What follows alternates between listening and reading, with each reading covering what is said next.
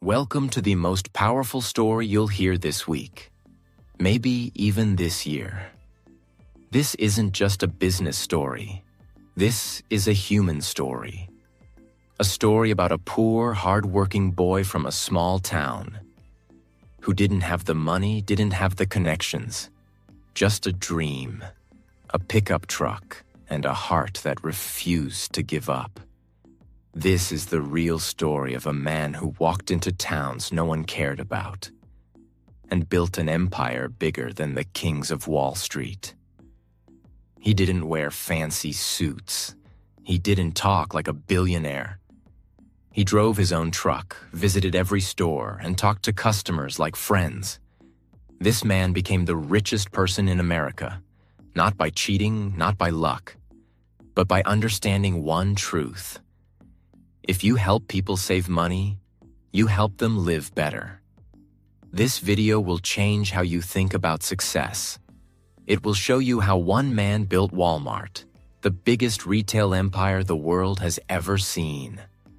With more than 10,000 stores, over 2 million employees, and hundreds of millions of customers every single week. But more importantly, this video will help you improve your English too. You'll learn real vocabulary, real storytelling, real motivation. All in simple, clear, powerful English. This is not just a history lesson. It's your listening practice, your English fluency training, and your life motivation. All in one. So grab a notebook, pay full attention, because you're about to watch one of the most emotional, powerful, and unforgettable success stories ever told. This is not just the story of Walmart. This is the story of Sam Walton, the man who changed the world with a smile, a plan, and a pickup truck. Let's begin. Part 1. The small-town boy who didn't know he'd build an empire. Before there was Walmart, before there were billions of dollars, before the world knew his name, there was just a boy named Samuel Moore Walton, born on March 29, 1918, in Kingfisher, Oklahoma. A place so small, most maps didn't even highlight it. His parents weren't rich. In fact, his family struggled during the Great Depression, when millions of Americans lost their jobs, homes, and savings. His father, Thomas Walton, was a farm loan appraiser, a job that made them move constantly. And his mother, Nancy Lee, was a warm, strong woman who believed deeply in education and hard work. Sam had one younger brother, James Bud Walton. And together, the two boys grew up in a world where nothing was guaranteed. They didn't have luxuries, but what they did have was character. Built by doing chores, selling milk from the family cow, and waking up before sunrise to help out. As a child, Sam hated wasting time. He worked paper routes before school. He milked cows before sunrise. He joined the Boy Scouts and became the youngest Eagle Scout in his state. From the beginning, he wanted to do more than survive. He wanted to win. Not for glory, but for purpose. Sam Walton wasn't a genius. He wasn't born with money or power, but he had two gifts. 1, a deep hunger to learn. 2, and a deep love for people. In high school, he played football, basketball, and baseball. Not because he was the best, but because he never gave up. He was the kind of person who would stay late, practice longer, and give 110% every single time. Even if he failed, he tried again. After high school, he couldn't afford a fancy college, but he was determined. He took a loan and went to the University of Missouri studying economics. He worked odd jobs to pay his fees, waiting tables, cleaning, managing his time with military-style discipline. At 22 years old, he graduated. But the world was at war. World War II had begun, and like many young men, Sam joined the Army Intelligence Corps, where he served with honor. It was during this time, not in a business school, not in an office, but during war, that Sam learned his most powerful lesson. Details matter. People matter. You must think like a soldier, but serve like a human being.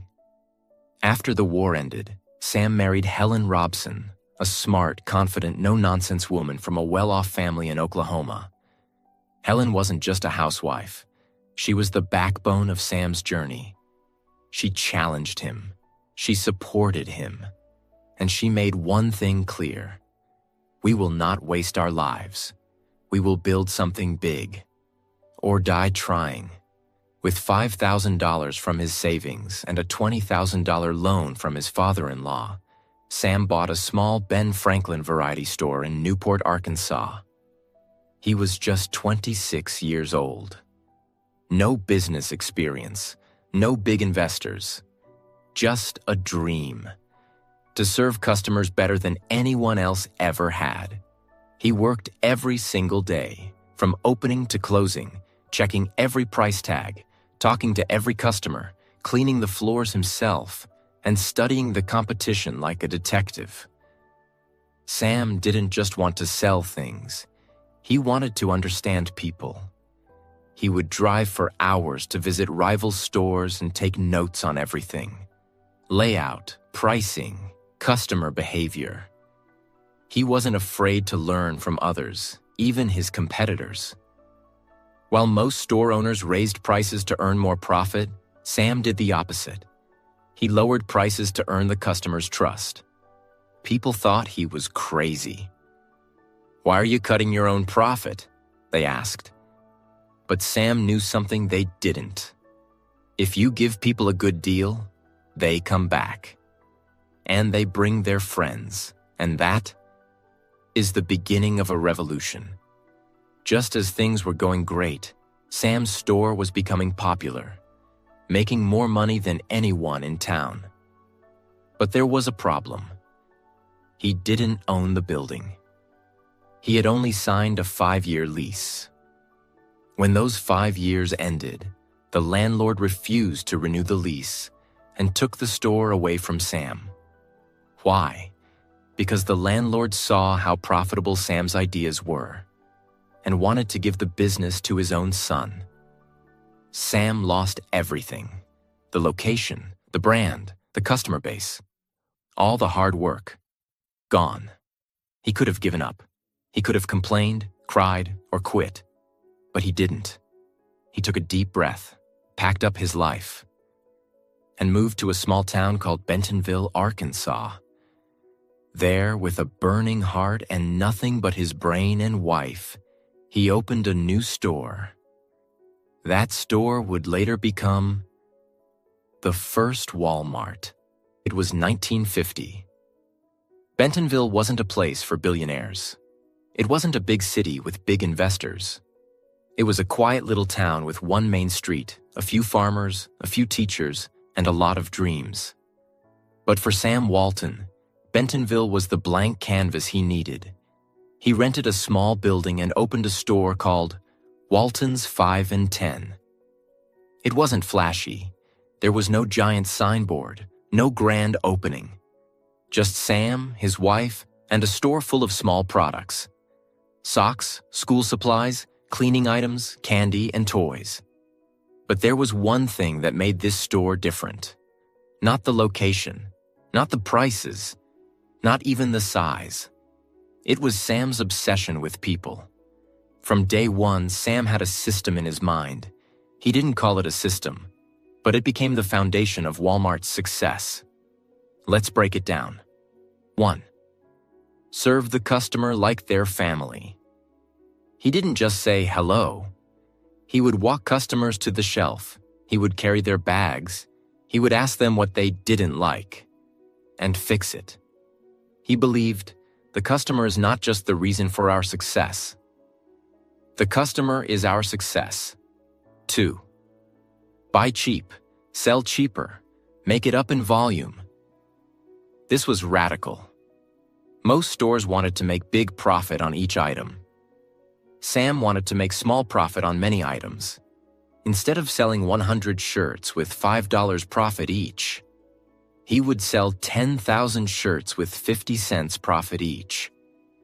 He once said, "If we lower prices by 1 cent and sell 1 million units, that's $10,000 saved by our customers. They will never forget that 3. Never stop learning from others." Sam would visit other stores every weekend. He would take notebooks and write down ideas, designs, product placements. He never acted like he knew everything. He believed that stealing ideas ethically and doing them better was not weakness. It was wisdom. Here's what made him different from every other businessman. Even after opening stores, Sam would drive 100 to 200 miles on weekends to visit competitor stores, walk inside like a regular shopper, observe the aisles, the prices, the customer service, take handwritten notes, sometimes 10 pages a day, then come back and apply those ideas immediately. He didn't sit in an office. He lived on the ground, inside his stores, among real people. He called it retail education, not in a university, but in real life. By the late 1950s, Sam had several small stores, and they were doing well. But something bothered him. He realized that most rural towns in America were ignored by big retailers. Large chains only went to big cities. Small towns had high prices, poor selection, and limited service. Sam saw the gap and the opportunity. He thought, what if we build a large store in a small town with low prices, high variety, and great service? Wouldn't people drive from miles away? It was a risky idea. Investors laughed. Big businessmen said, "That'll never work." Rural people don't buy much. But Sam didn't listen. He had seen enough. He knew that rural America was hungry for value, and no one was serving them right. He gathered courage. He convinced his wife. He borrowed money. And in 1962, Sam Walton opened the first ever Walmart Discount City in Rogers, Arkansas. The store was 15,000 square feet. Big for that time, but nothing compared to today's standards. No automatic doors, no digital screens, no big promotions. Just shelves filled with discounted products, from clothes to electronics to groceries. Everything cheaper than the competitors. People were curious. Some laughed. Some said, "This will never survive." But then, they stepped inside. They saw the prices. They saw the variety. They saw the honesty in the store. And they came back, not just once, but every week, with their families, with their neighbors, with their whole towns. Sales started rising. Word of mouth exploded. Customers were no longer just customers. They became fans. Sam didn't build Walmart alone. His wife, Helen, was involved in every major decision. His brother, Bud Walton, joined the business, and soon his kids started helping out. This was not a corporate empire built by suits and glass towers. It was a family business built on trust, effort, and simplicity. Sam believed in employee ownership. He gave his store managers part ownership. If they helped the store grow, they made more money. This made everyone think like owners, not just workers. By the end of the 1960s, Walmart had expanded to 18 stores. That's not just fast growth. It's explosive. But more important than the number of stores was the way they were run. Each store followed Sam's rules. Lower prices than anyone in town.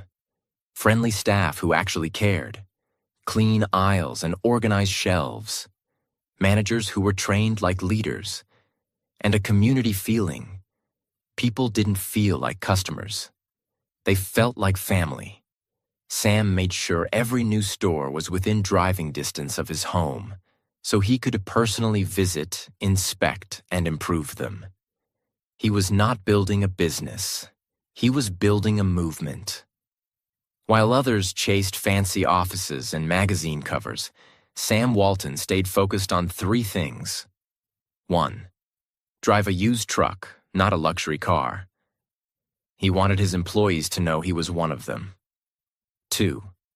Focus on saving pennies, not spending dollars.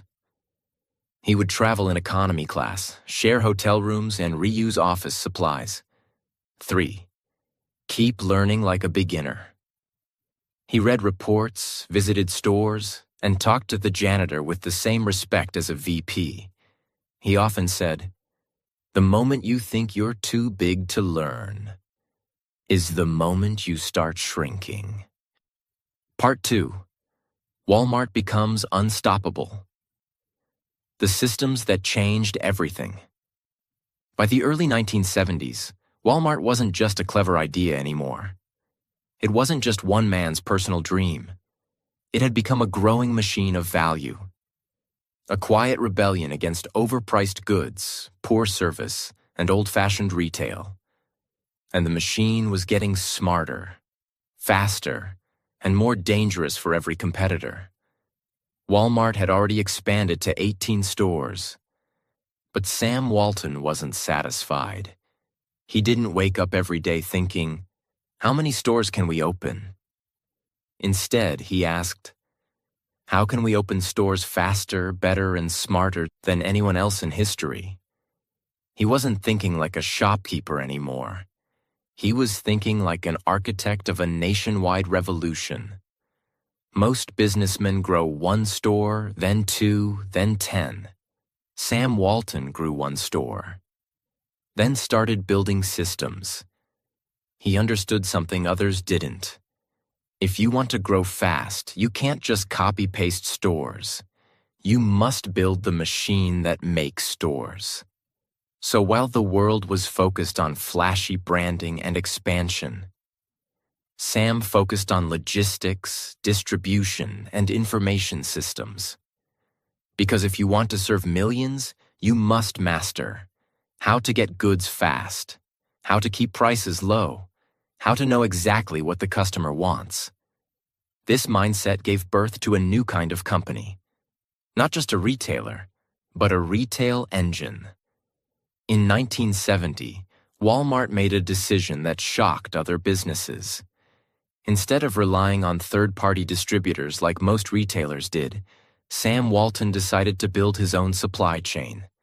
That meant Walmart trucks, Walmart warehouses, Walmart drivers, Walmart control. Why? Because outside companies didn't care about Walmart's mission. They delivered slow. They charged more. They didn't listen.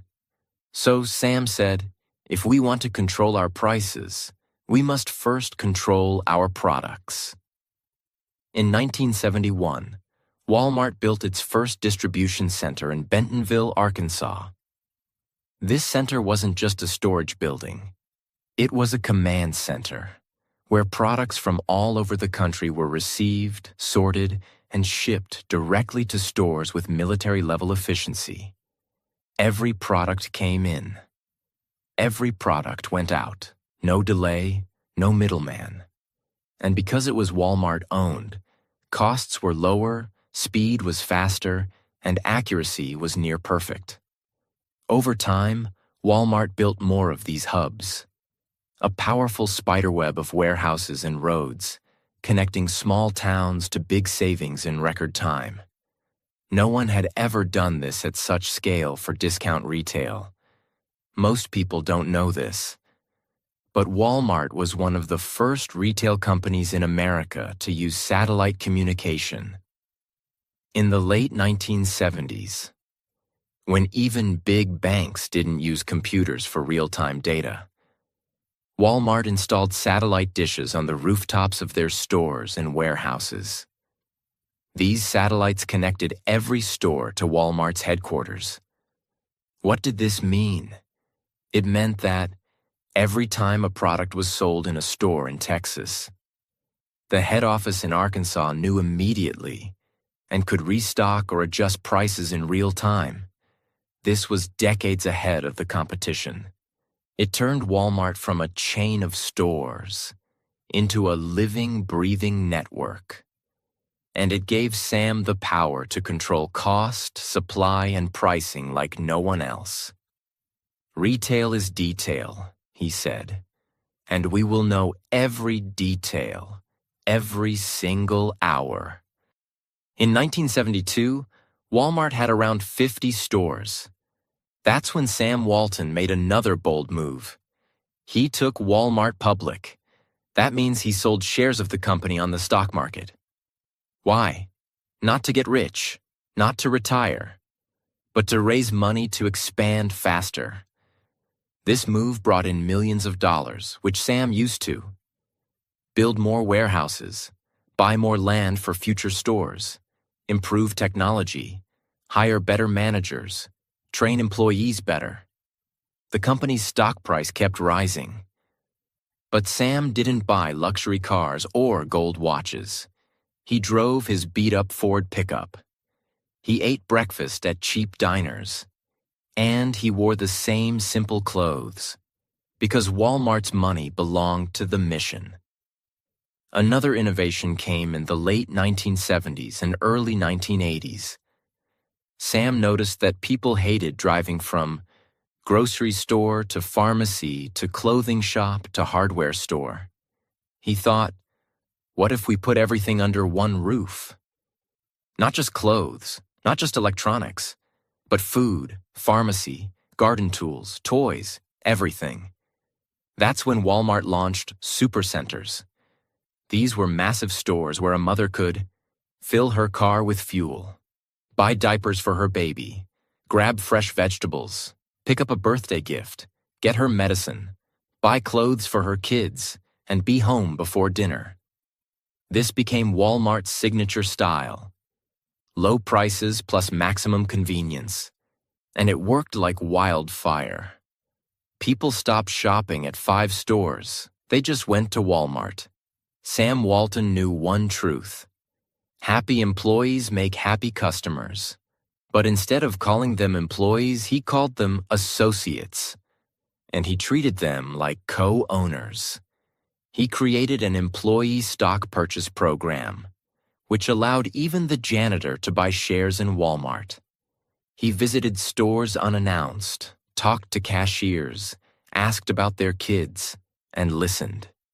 He believed that ideas didn't come from boardrooms. They came from the shelf stocker who sees what's missing, the cashier who hears customer complaints, the store manager who watches people every day. This created a bottom-up culture where everyone felt responsible for the company's success. By the mid-1980s, Walmart had grown to hundreds of stores, billions in revenue, and thousands of employees. Sam Walton was named Retailer of the Year, one of America's richest men, a business icon across the globe.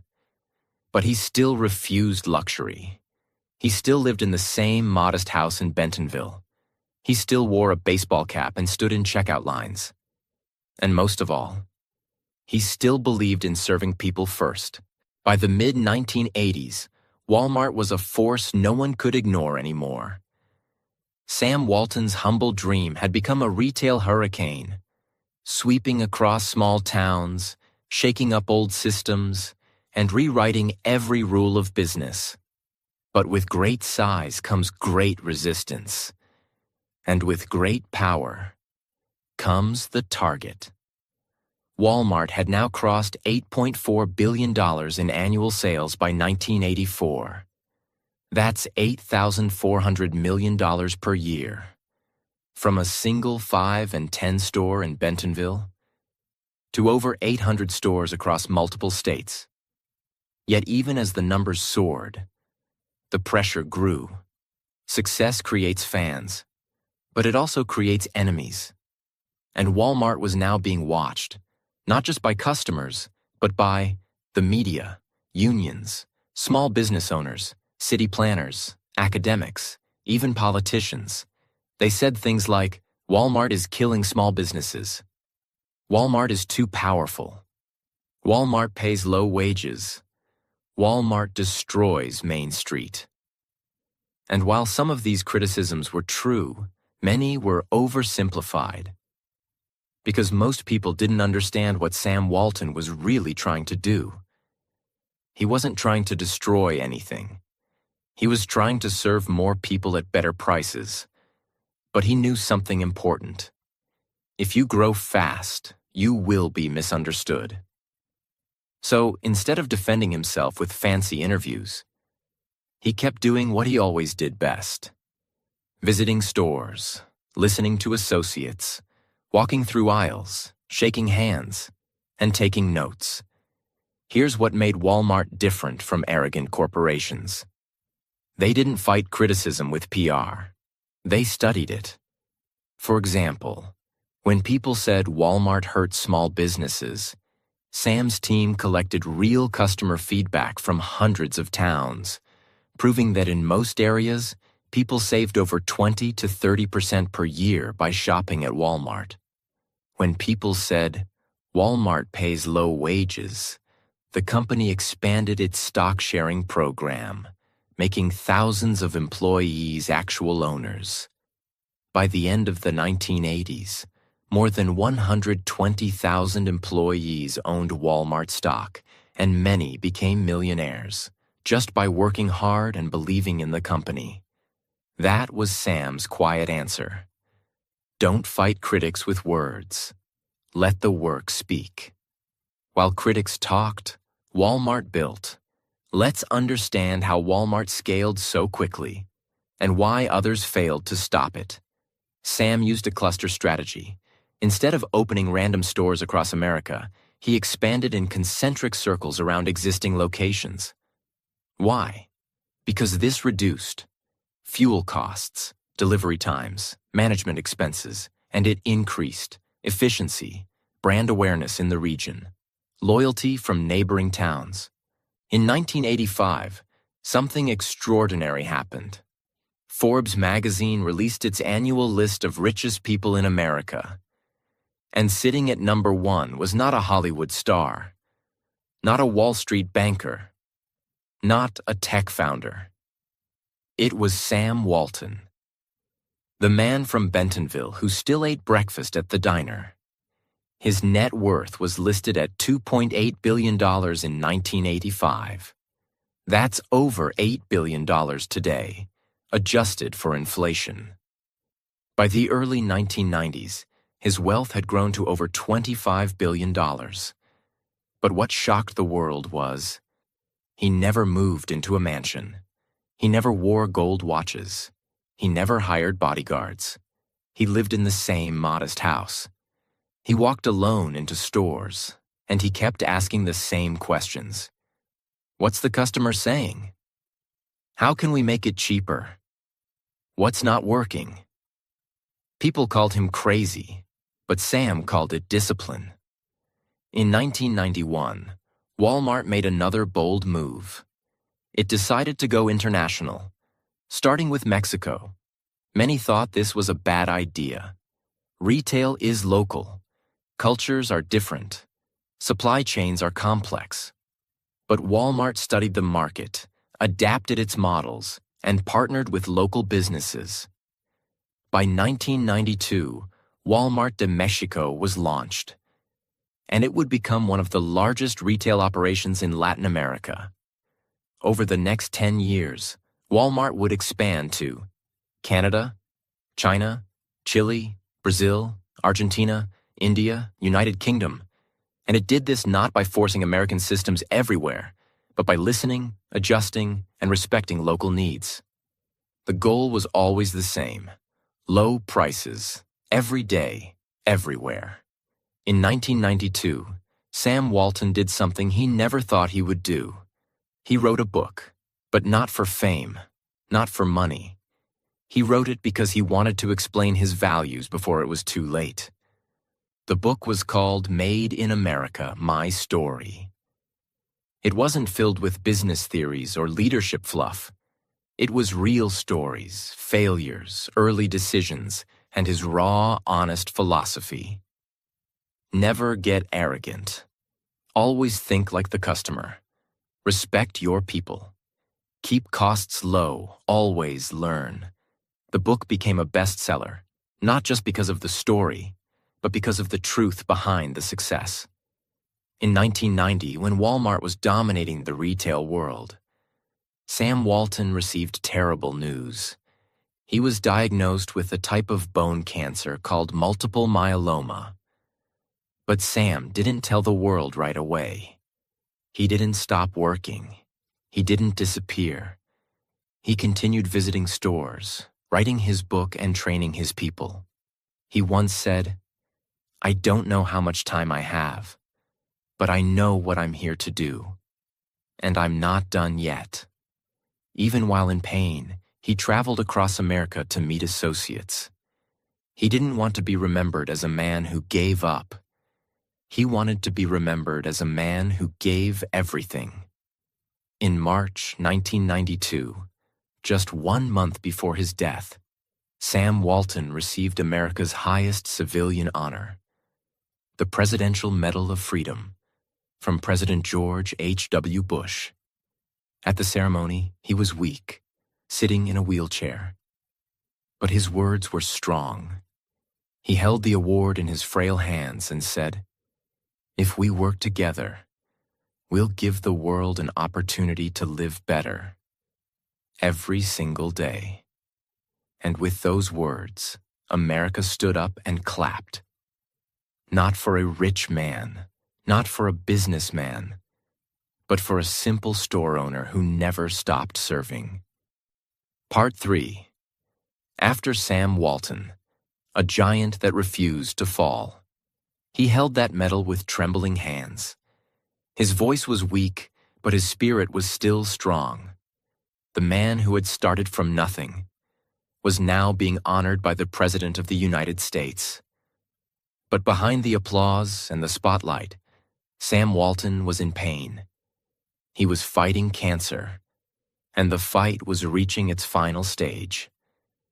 Just a few weeks later, on April 5, 1992, at the age of 74, Sam Walton passed away in Little Rock, Arkansas. The man who had revolutionized retail, the man who had built an empire of savings, the man who never stopped serving, was gone. The news shook the country. The day Sam Walton died, stores across America paused.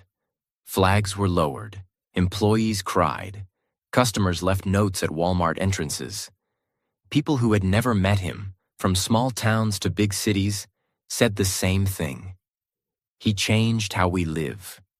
He changed how we shop. He changed what we believe is possible. But what happened next was more important. Walmart didn't collapse. It didn't slow down. It didn't become confused or lost. Why? Because Sam Walton had built a system, not a personality cult. His entire life, he had trained leaders, built processes, and created a culture of simplicity, service, and savings. He didn't want Walmart to depend on him. He wanted it to outlive him. And it did. After Sam's death, leadership didn't fall into chaos. It was already planned. His son Rob Walton took over as chairman of the board. But Rob didn't try to become Sam. He respected the culture, honored the systems, and kept the mission intact. Executives were already trained under Sam's principles. Keep prices low, expand carefully, respect the associates, use data, not ego. Stay humble, no matter how big you get. Rob knew one truth. You don't replace Sam Walton. You protect what he built, and Walmart's leadership team focused on doing exactly that. In 1992, the year Sam Walton died, Walmart's annual revenue was already more than $43 billion. That means Walmart stores sold $43 billion worth of products in just 1 year. But that was just the beginning. Over the next 8 years, Walmart's revenue more than doubled, reaching $67 billion by 1995, $100 billion by 1999, over $150 billion by 2002. To put that in perspective, Walmart was selling more in a single year than the entire GDP total income of some small countries. It had become the largest retailer in the world. But it didn't happen by magic. Walmart's strategy stayed the same, but its tools got smarter. Walmart invested heavily in technology. Here's how it worked. Every time a customer scanned a product at checkout, that information was sent directly to Walmart's headquarters. Computers tracked inventory, sales trends, and delivery times. If a shelf was getting low on diapers in Ohio, the system would automatically restock it from the nearest warehouse. This system became so advanced that Walmart's supply chain was called the most sophisticated in the world. Even the U.S. military studied Walmart's logistics to understand how to move supplies faster. This wasn't just retail. This was intelligence. At the speed of the customer. Walmart had learned to predict demand before it happened, restock faster than competitors, and lower costs faster than inflation. And that meant only one thing. The prices kept going down, the savings kept going up, and customers loved it. After Sam's death, Walmart didn't just expand in the U.S., it went global. Fast and smart. Let's look at a few key expansions. 1. Mexico. Walmart de Mexico became the largest retailer in the country, with over 2,500 plus stores by the 2000s. 2. Canada. In 1994, Walmart entered Canada by buying 122 Woolco stores. In less than 2 years, it became a dominant market leader. 3rd United Kingdom. In 1999, Walmart bought Asda, one of the UK's largest supermarket chains, and became a top competitor overnight. 4. China, Brazil, Argentina, Chile, India. Walmart entered each market with a different strategy, sometimes by building stores, sometimes by buying existing chains, sometimes by forming partnerships with local companies. The goal was not to Americanize the world, but to bring Walmart's strengths into local systems. That meant local suppliers, local workers, local preferences, but Walmart efficiency and pricing. Even after Sam's passing, Walmart stuck to one belief. The customer is boss. Here's what that meant in real life. Walmart tracked which items were most popular in each city. Store managers were allowed to adjust layouts based on local habits. Prices were adjusted every day to match or beat local competitors. If a customer complained, their voice went straight to the top. Walmart wasn't just a big company. It was a flexible company, able to act fast, change quickly, and adapt to new markets. In the late 1990s and early 2000s, new competition appeared. Not from other physical stores, but from the internet. Companies like Amazon, eBay, Target.com. They offered online shopping, fast delivery, and lower prices. Walmart could have ignored it, but instead it adapted. It launched Walmart.com in 2000, then began building a full e-commerce team. It created online pickup systems where people could buy online and collect items in-store. It partnered with tech companies to build warehouse automation. Walmart knew the future would be digital, but customers still wanted the Walmart promise. Low prices. Every day, no matter how you shop. Even as the company grew to over 1 million employees worldwide, the culture didn't disappear. Executives were still required to visit stores, Talk to associates, watch the checkout process, and understand the customer experience. Walmart still ran morning meetings where employees clapped, stretched, and shared wins. This wasn't just for fun. It kept everyone energized, unified, and motivated. Sam Walton's legacy wasn't written on walls. It lived in actions, repeated every morning in every store. Not everything was perfect. Walmart failed in Germany, where its culture didn't match local shopping habits. It struggled in South Korea and had to exit the market. It faced legal challenges, employee strikes, and environmental criticism. But unlike arrogant companies, Walmart listened. It studied what went wrong. It adjusted. It changed course. Walmart wasn't pretending to be perfect. It was learning fast, acting faster, and always moving forward. Part 4. The Final Legacy. A store that became a symbol. Walmart had become the most powerful retailer the world had ever seen. By the early 2000s, it was generating more than $400 billion in annual sales, a number that was once unimaginable. But Walmart wasn't finished. It continued to grow, adapt, and expand, not just in size, but in mission. From the very beginning, Sam Walton had made one thing clear. The real reason we exist is to help people live better. Now, with Sam gone and the company bigger than most governments, the question was, would Walmart stay true to that promise? Or would it become another giant that forgot its roots? The answer was complicated. In 2018, Walmart did something no other company had ever done. It crossed $500 billion in sales in a single year. That's $500 billion, or $500 billion, in just 12 months. No retailer, no tech company, no brand had ever sold so much in such a short time. Walmart became the #1 company on the Fortune Global 500 list, the largest private employer in the world, with over 2.3 million employees. A brand operating in over 25 countries, serving hundreds of millions of people every week. But with this success came new questions, new problems, and new pressure. As Walmart grew, so did its responsibility. People started asking, why are Walmart wages so low? Why are some employees forced to rely on government aid? Why do some Walmart employees work full-time and still struggle to survive?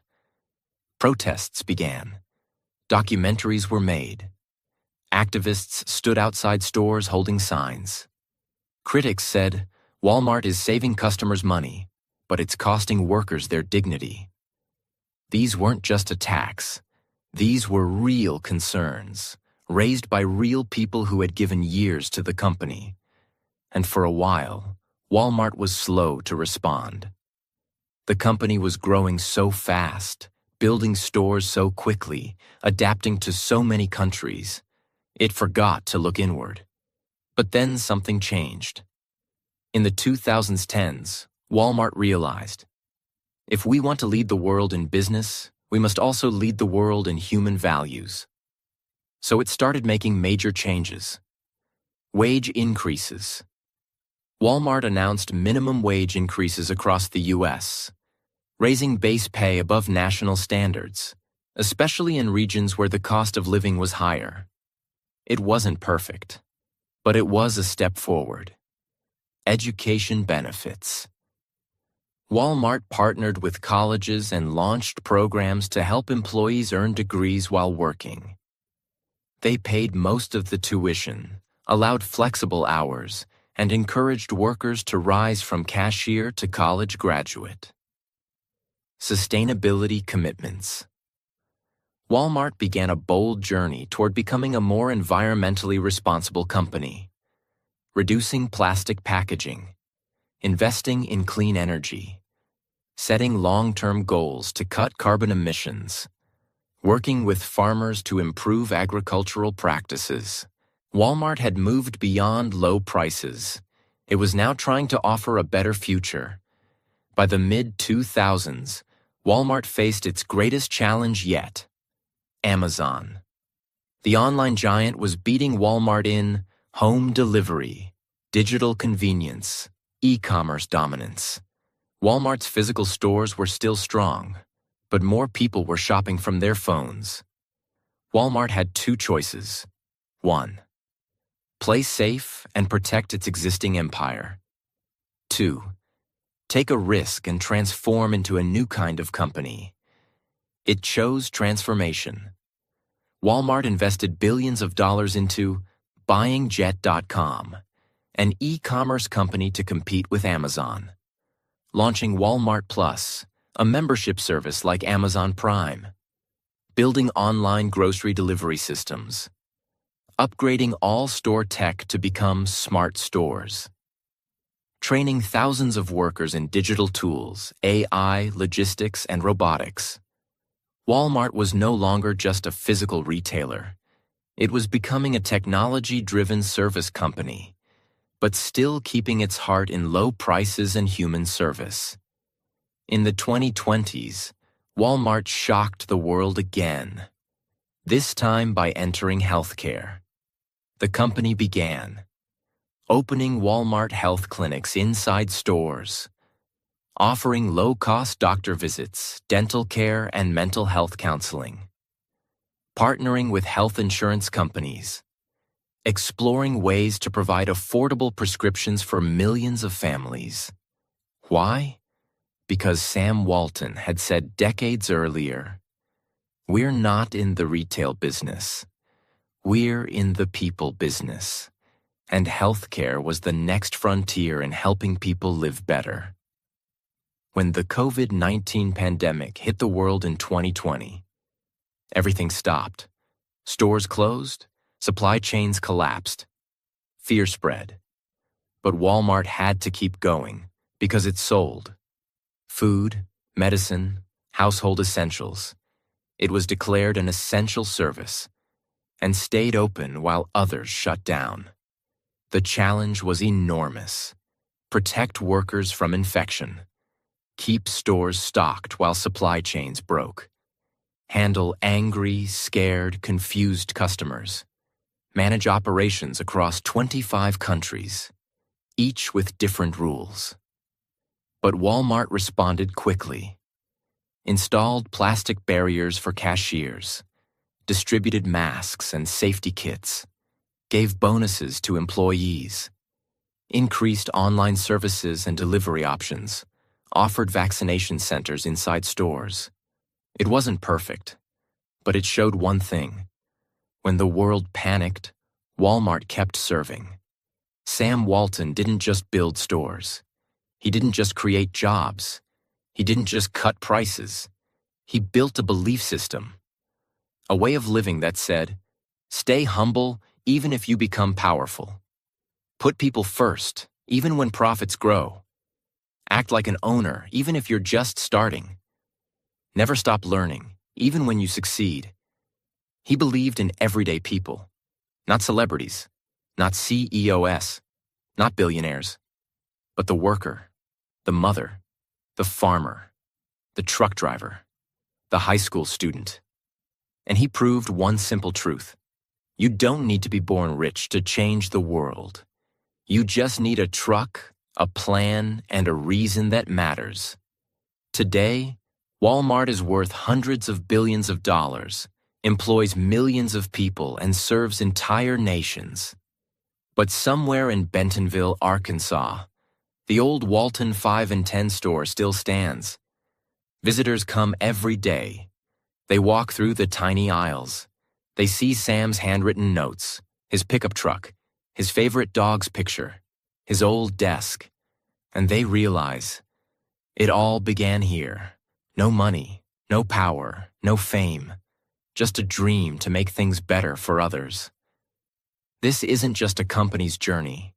This is a human journey. It's about how far you can go if you never give up.